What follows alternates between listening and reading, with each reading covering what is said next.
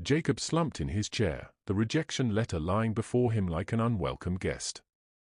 The word rejected glared back at him in stark red, as if to underscore his string of unsuccessful job applications.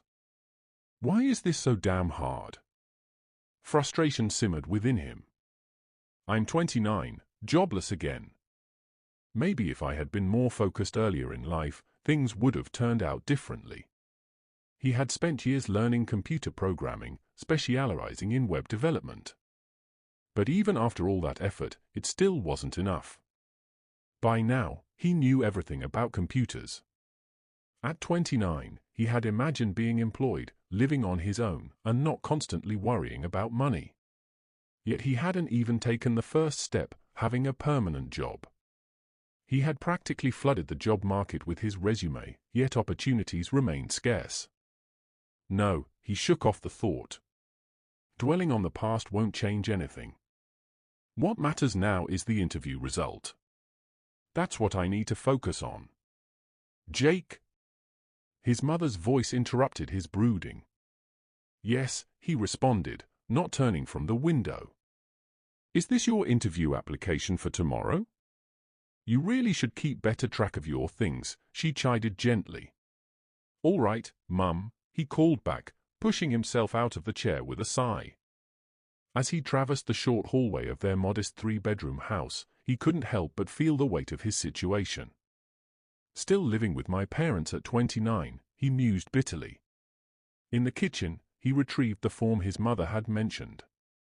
Better double-check everything, he thought, scanning the document.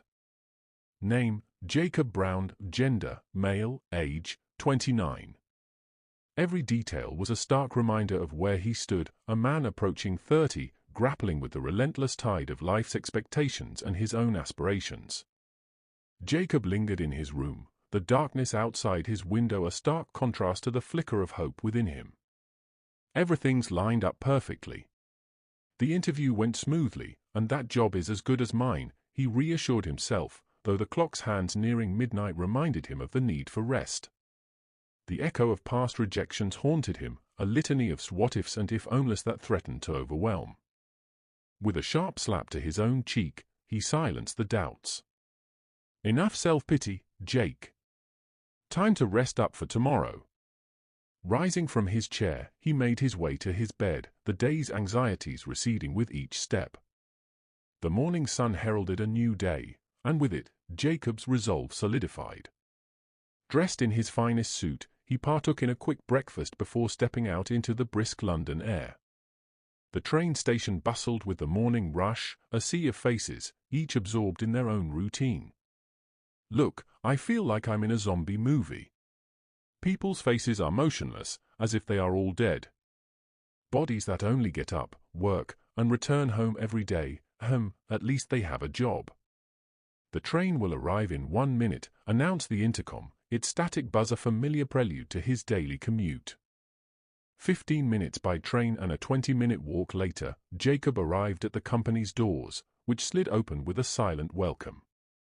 He navigated to the secretary's desk, where a blonde woman greeted him with a practiced smile. Good morning, sir. How may I assist you today? She inquired. I'm here for the results of my interview, Jacob replied, handing over his form. Just a moment, please, she said, turning to her computer. Minutes ticked by, each one stretching longer than the last until she finally looked up. Mr. Jacob Brown, I'm sorry to inform you that we've chosen candidates whose qualifications more closely align with our needs. We wish you the best in your continued job search. The word struck Jacob like a physical blow. What? But everything seemed perfect, he stammered, disbelief clouding his thoughts. I'm sorry, sir.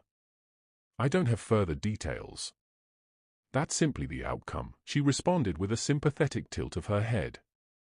Reeling from the news, Jacob exited the building, his mind a whirlwind of confusion and frustration. Why hadn't he been chosen? His performance had been flawless, hadn't it?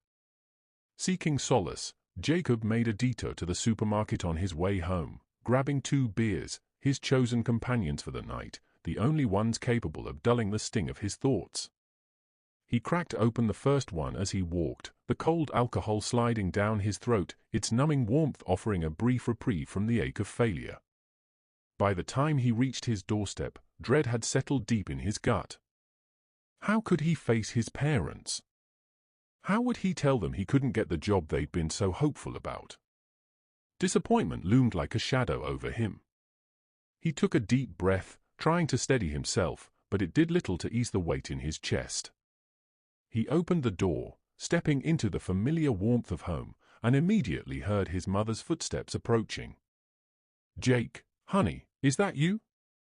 Did you get the job?" Her voice carried a mix of hope and worry, and it made his heart ache even more. "Yeah, Mum, it's me," he answered, his voice heavy with exhaustion and guilt. He hesitated for a moment before the words tumbled out. "I'm sorry, Mum. I couldn't get the job." There was a pause, just long enough for his heart to race. Then she was there, wrapping him in a hug, her comforting words soft in his ear. "It's okay, Jake. Don't worry. You'll find something else.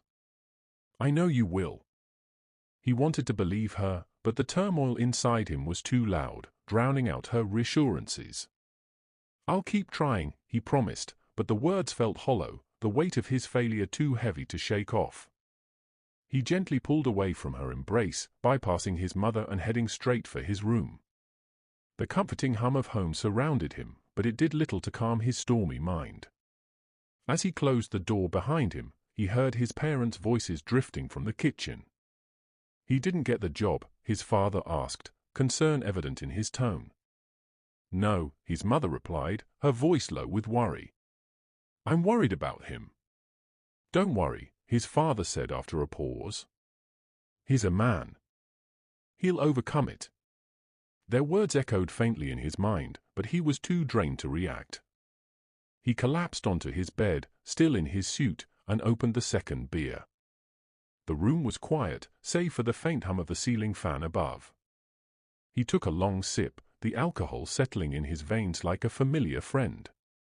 Staring up at the ceiling, Jacob felt sleep pulling at him, offering a temporary escape from the day's disappointments. His eyes fluttered shut, and the world around him began to blur.